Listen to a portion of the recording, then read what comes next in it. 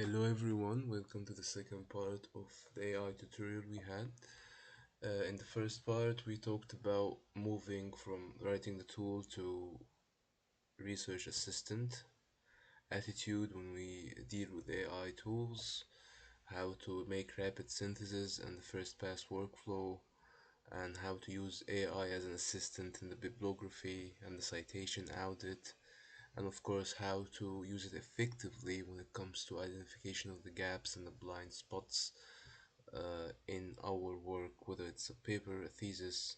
And of course, this video is targeted at senior students who are dealing with final theses and final projects and how to use AI in them. However, it can also be helpful and useful to anyone using AI in general in their projects, in their homework, or in research in general. Now we are going to discuss how to transform the lecture notes, the messy lecture notes we usually have, whether they are digital or written in a phone or written in a paper, into active recall when it comes to writing a paper. How to use the notes effectively. So static notes are usually useless, or it's just hard to skim through them because they have been taken in a rush during a lecture where we were trying to keep track of the professor's um, words and at the same time keep track of taking the notes. It's a hard multitasking job, and usually the result is a messy group of words in on the paper, and we find it hard to keep track of the context when it comes to the notes in the notebook or in the phone or on the laptop. So what we can do is that we can use AI effectively to organize these notes and make them useful depending on the topic we are trying to write about or the topic we're trying to study.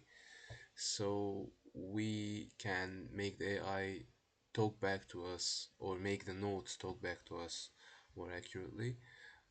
We can use this method. It's called the Socratic Tutor workflow, and it is done through this way. We can upload our notes from a semester of, for example, if the class is like politics, that's just an example. It can be anything.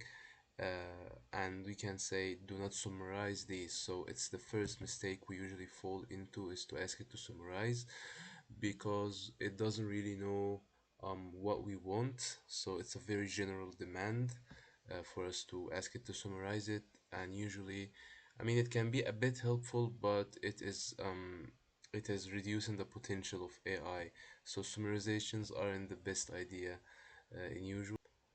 What we can do instead is to ask it to or tell it to ask us one difficult question, and if we get it wrong, it should not give us the correct answer but give us a hint from our own notes, or a hint that, I mean, if the notes are digital, you can just upload the notes in a file or paste them to the tool, and then it can give us the hint from the note, and we thus can just skim through the notes again, read it and analyze it and find the correct answer by using the hint. Or if the notes are handwritten, let tell it to just give us the hint, and then we are going to skim through the papers and see what we can get at. It can be a bit longer, but it's much better than just asking the AI to summarize um, the notes or summarize whatever answer, or just give us a direct answer. Yeah. Simplifying the dense concepts is also a good idea when it comes to AI. We can, if it's a new topic we are talking about, if it's a new topic we are learning, especially if it's a non-elective, so it's a field we're not used to read the terminology of, we don't understand the concepts 100%, it's not our comfort zone. So what we can do here is to ask the AI. I mean, imagine you're an engineering student, computer engineering, let's say, and you're taking a political class. You come across the word hegemony and you're not really sure what means. You heard it like three, four times in your life, and you're not sure. and that's okay because it's not your main field. So what we can do here is to in order to be specific with AI is to ask it to tell us the or to explain the concept to us as if we were high schoolers or as if we were middle schoolers.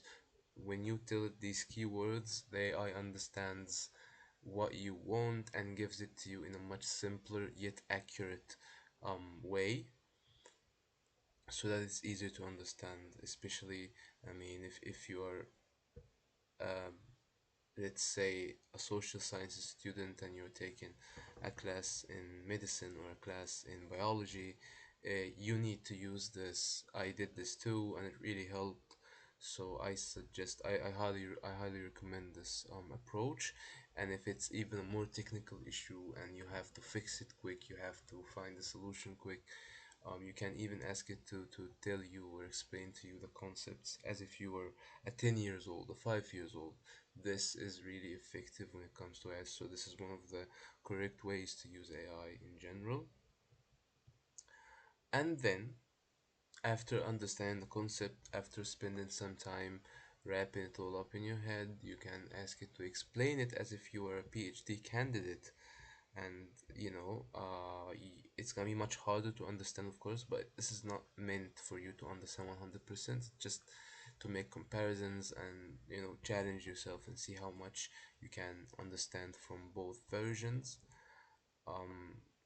Or we can also ask it to, if it's not a thesis related thing, if it's something related to a job you're applying to, a new field you're trying to find or fit in a role in, you can ask it to show you these two versions and how they relate to the job you're looking for. This helps us master the language of the field so we can speak it naturally in an interview or if it's university related in a thesis defense.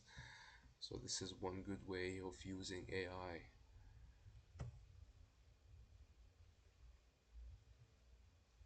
Also, when we save time in our AI assistance methods or approaches, let's say we would have done research for 3 hours. Now we saved these, we saved like 2 hours and a half or 2 hours and 50 minutes from that time by getting assistance from AI. What we can do now is to be smart with the time we bought. This is not time that is now like leisure time. That, I mean, it shouldn't be like that, especially if you're a senior student or a new graduate.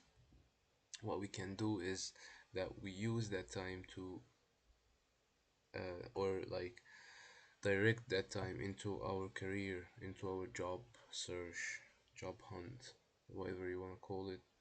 So the math of a senior year, especially if you're in the last year, again, if AI saves you 15 hours from a week on your thesis and the thesis is ready, you're making progress, instead of just wasting that time, um, like on Netflix or whatever, you can then use AI again on a precision hunt. The things we talked about in the previous video, if you remember, how to um, how to target the right job for you, how to hunt the right positions for you, who to talk to, how you make research about a specific job, how you make research about a specific company, how you should be a bit deeper, a bit more used to the terminology they use, how you should find the right fit for yourself, and how you should find connections, alumni,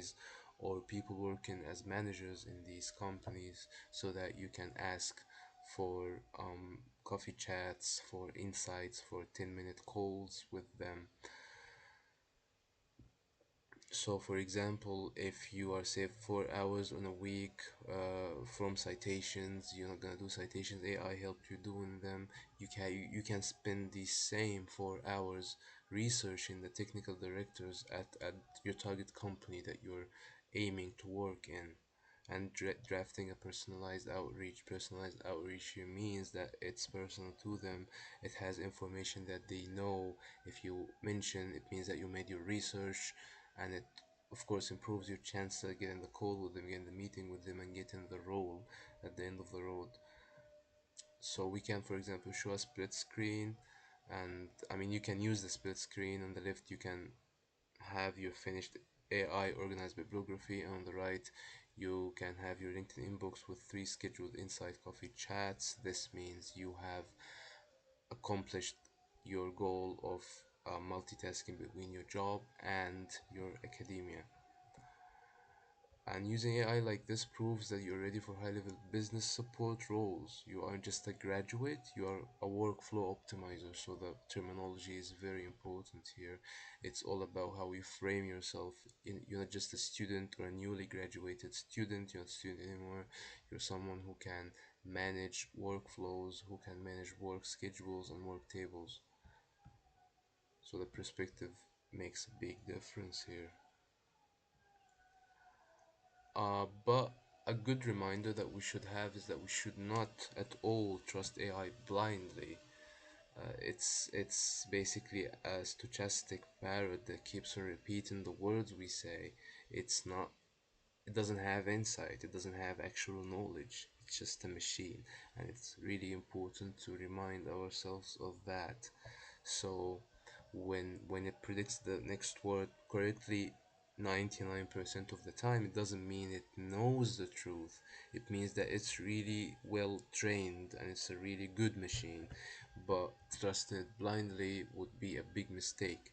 So a couple of precautions we can have is to fast check information. So when the AI gives us a date, a quotation, or a specific statistic, usually these three things should not be trusted with AI because it makes them up most of the time. And if you ask it, it will tell you, "Oh, I found it," blah blah blah. But then if you keep on pressuring it, it's gonna usually um, it's gonna usually confess that it made it up. So we must verify it, especially if it's a thesis or a market related thing, a company related information that you are integrating to your cover letter or to your message to a manager with whom you're trying to arrange a phone call or a meeting. So when you use AI to find an idea, after you find it, use Google Scholar or your library to verify the source exists. This is a good reminder that time saving is good, but usually we should have a compromise. So we save 3 hours, we can spend half an hour. So in this way, we save 2.5 hours, and this is a good precaution to make sure that we don't make simple mistakes. Never copy paste the AI sounding prose. This is also very important when it comes to AI written structure. It's usually like very easy to detect even without a detector machine. It's really easy to detect that this content is written by AI. So for example, in the rapidly evolving landscape of this is AI, clearly. This is a dead giveaway. This is also AI. It's easy to see which part is AI and which part is human written, especially if you use AI for long enough. And we don't have to, like, I mean, they don't have to, the professor or the company or whatever, use their own experience. They can just paste everything to an AI detector. So use AI to generate the structure of the sentence, the structure of the paragraphs, but you should write your own sentences. We have here a final actions that you can do to make a good plan to start using AI correctly. You can test what we talked about by taking your Messist research folder, using a tool to extract the top 3 themes from every PDF, and then you can have a more organized plan. We can ask it to identify the weakest link in our current thesis argument by asking the AI to attack it and use it as a devil's advocate in this process. And lastly, we can take 2 hours we just saved and send one precision application. This means a good, well researched application. Before we make the application, we make a good research about the company, who's working there, if there are any alumni working in the company, and then contacting them and asking them for virtual coffee meetings and After that, we can send the application. This is called precision application or an alumni insight message. For during these 2 hours, we just saved from the thesis or the project we're working on. This is all for today's video. Thank you.